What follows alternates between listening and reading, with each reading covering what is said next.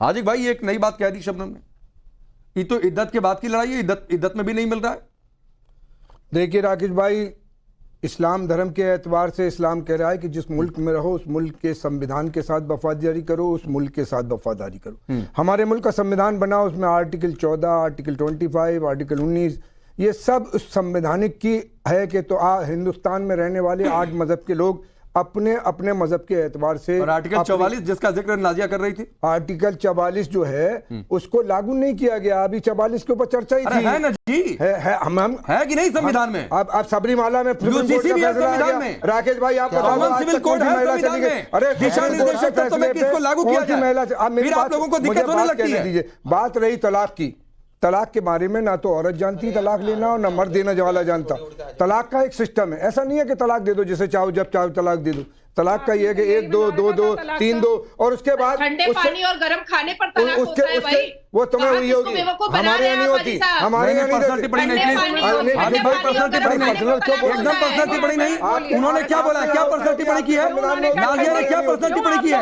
उन्होंने कहा कि ठंडे पानी ठंडे खाने पर तलाक हुआ है, आपका हुआ होगा, ये पर्सनल टिप्पणी नहीं है। चाहे लोग जो दे रहे हैं इस तरह की, मैं वही तो कह रहा हूँ। तो आप बोलिए ना, नाजिया पर पर्सनल टिप्पणी क्यों कर रहे हैं? नहीं तो आप नाजिया पर पर्सनल टिप्पणी क्यों कर रहे हैं? इन्होंने देखा, मैंने नहीं देखा, इन्होंने देखा, अगली जवाब देंगी ना। जाहिल लोगों को सुधारने गए हो कभी? अरे भाई नाजिया रुक जाइए, नाजिया रुक जाइए, नाजिया रुक जाइए, अभी हाजी भाई को बोलने दीजिए, फिर मेहदीन की बात भी पूरी नहीं हो पाई थी, फिर आप लोगों के पास आऊंगा। अरे रुक जाइए, तभी हमें पता है। शबनम प्लीज। मैं तलाक के मामले में 50 पे जगह बैठा हूँ। मैंने तलाक कोशिश ये करी कि तलाक नो, अल्लाह का हुक्म है, अल्लाह कुरान में कह रहे हैं कि तलाक मेरा हुक्म है, लेकिन मेरा सबसे नापसंदीदा अमल है, किसको तलाक नहीं। और तलाक जिसको हो जाए, सुप्रीम कोर्ट को फैसला करने से पहले ये देखना पड़ेगा, और जब तलाक का मुआवजा लेने जाएंगी और तो तब भी सुप्रीम कोर्ट को देखना पड़ेगा कि तलाक किस वजह से हुई। अगर औरत ये तो दूसरे धर्मों में भी देखा जाता है भाई। आपके यहाँ तलाक है ही नहीं, आप कैसे ले लेंगे? तो ऐसा थोड़ी नहीं कि कोर्ट में तलाक नहीं होता है हिंदू धर्म में। हाँ नहीं है धर्म में तलाक, लेकिन कोर्ट से तलाक होता है कि नहीं होता है? अरे सर कोर्ट से, और कोर्ट से तलाक होता है तो कोर्ट देखता है भाई कि कितना मेंटेनेंस देना है, पति की स्थिति क्या है, दोनों पक्षों को सुना जाता है। एक रिश्ते वाले की हैसियत के हिसाब से होगा, हैसियत के हिसाब से होगा। जो आदमी अपनी बीवी को, हाजी भाई दो अलग अलग बातें हैं। बात सुन लीजिए, एक आदमी अपनी बीवी को रख रहा है और बीवी उसकी तंग है, परेशान है, तलाक नहीं हाजी भाई सुनिए, दो बातें हैं। एक, किसी की आर्थिक स्थिति है नहीं कि वो तलाक दे पाए, मेंटेनेंस दे पाए या नहीं दे पाए, वो एक अलग मसला है। उसकी आर्थिक स्थिति क्या हवाला दे रही है, वो 10 रुपए का मेंटेनेंस देगा, 10,000 का देगा कि 10 लाख का देगा, ये उसकी वो कोर्ट देखेगा, यस कोर्ट देखेगा। लेकिन सवाल ये है ना भाई हाजी भाई कि यहाँ लोग कह रहे हैं कि हमको मेंटेनेंस देना ही नहीं है। राकेश भाई 10 रुपया भी नहीं देना है, 10 पैसा भी नहीं देना है। राकेश भाई एक सवाल आपसे, आपसे और जो लोग इसका विरोध कर रहे हैं उनसे मैं पूछ रहा हूँ कि एक औरत को जो आदमी रख नहीं पा रहा है, जिसकी वजह से तलाक हो रही है, और तलाक के बाद वो मेंटेनेंस कैसे देगा? शादी कर लिया था, शादी करने से पहले नहीं सोचा, तलाक नहीं, शादी करने से पहले नहीं सोचा सर तलाक रखना है नहीं रखना है, 2 साल बाद मन किया तलाक दे दिया। नहीं ऐसे नहीं, मन ऐसे नहीं है, तलाक का कोई सिस्टम है, एक लंबे प्रोसीजर है, उस प्रोसीजर को नहीं एक भी आदमी, मैं आऊंगा में तो कोई बता भी नहीं सकता, जानता ये बहुत गलत बात है हाजी भाई, जो आप बात करें बहुत गलत बात है। क्या बहुत गलत बात है मेहरदीन? उसी की वाइफ का नहीं सोच रहे कि वो कैसे रहेगी, वो रिक्शा वाले की चिंता खा रही है। शादी करे, इस्लाम ने जाना शादी कैसे लेकर आया? 10 दिन के बाद चलाता था, शादी करने गया था, शादी करना चाहिए, दहेज भी लेकर आया उससे। घर में माँ बाप पे बोझ नहीं बनना चाहिए, असगर भाई आऊंगा प्लीज बीच में नहीं, असगर भाई प्लीज बीच शुरू करना चाहिए। प्रॉफेट मोहम्मद ने मना किया है, कहीं नहीं लिखा कुरान शरीफ में दहेज लो। आप लोग दहेज भी लेते हो बड़े बड़े लेवल पर भी और छोटे छोटे। अब मेहरदीन मुझे एक बात बताइए, अगर रिक्शे वाले की हैसियत नहीं तो शादी ना करें कि शादी करके तलाक दे देंगे, उसके बाद चलेगा कि हम परिवार नहीं चला सकते हैं? देखिए तो परिवार का डिसीजन होता है शादी का, तो परिवार वाले पहले लोग देखते हैं। क्यों लड़के वाले की स्थिति नहीं देखी जाएगी? पहले से ही भाई हम बीवी ला रहे हैं, मैं आपके बच्चा होगा, परिवार आगे बढ़ेगा, उसको पाल पोस पाएंगे कि नहीं पास पाएंगे? देखिए राकेश भाई, आप जो है बीच में बार बार कर रहे हैं, फिर आप मेरे से बुलवाइए मत, फिर जो और लोग हैं उनसे बुलवा लीजिए। जब मैं बताना चाह रहा हूँ आप सुनना नहीं चाह रहे। बोलिए। मैं कह रहा हूँ जब माँ बाप एक रिश्ता तय कर देते हैं, उन दोनों को एक दूसरे की हैसियत के बारे में पता होता है, एक मेहर की रकम भी होती है। उसके बाद जो है अगर लड़की को वो तलाक दे देता है, तो जब उसका अगर बच्चा है तो उसका सारा खर्चा जो है कोर्ट की तरफ से जो सारा खर्चा दिया भी जाता है।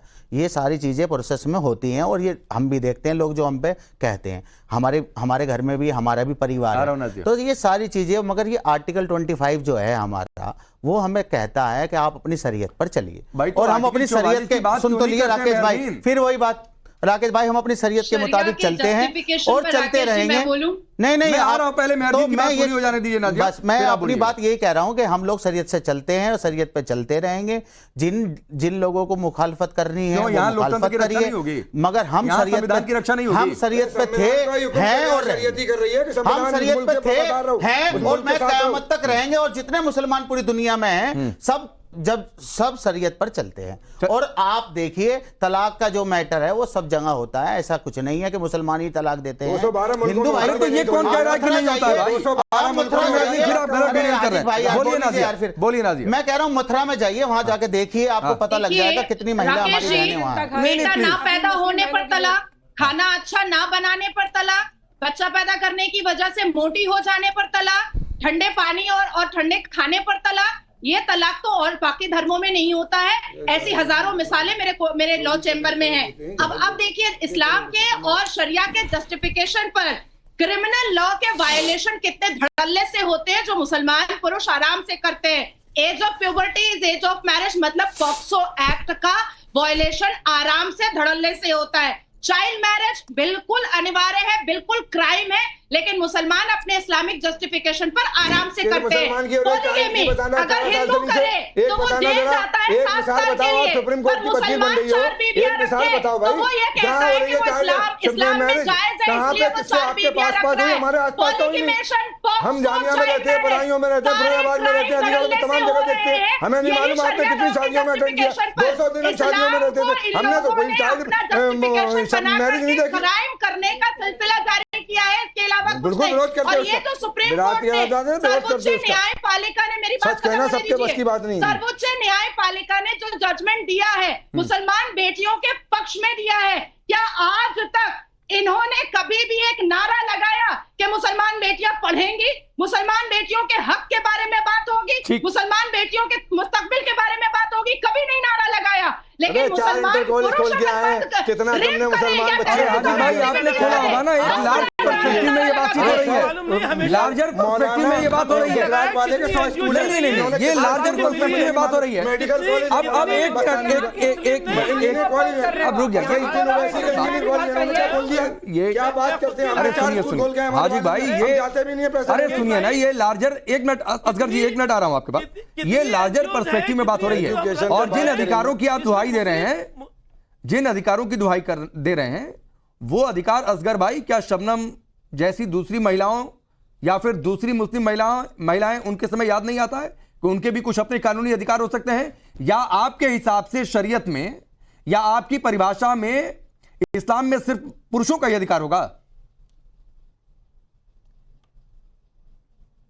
यही मेरा सवाल है राकेश भाई, ये सबसे बड़ा सवाल है।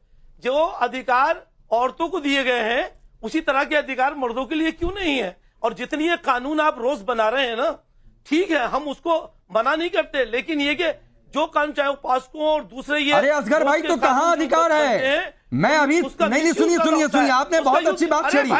एक मिनट असगर जी, आप ही के पास सर, आपने बहुत अच्छी बात।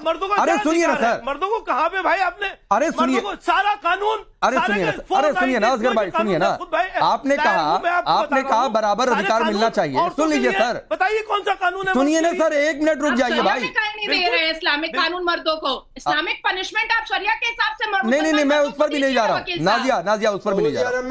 अब मुझे अरे प्लीज कानून एक अपराध, अरे तो सर जाकर सऊदी में रह लीजिए अगर इतना प्यारा लग रहा है तो। हमने ये भी कहा ना, यहाँ लागू नहीं हो सकता, वो मुस्लिम मुल्क में होगा लागू, यहाँ कैसे हो जाएगा? के पास में रुक जाइए।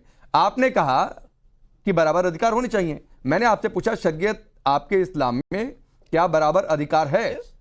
अगर बराबर अधिकार है तो इनको मेंटेनेंस का क्यों नहीं है? पुरुष 4 शादी कर ले, ठीक है, 4 बीवियां एक साथ रख ले, यही काम महिला करे तो दिक्कत हो जाएगी।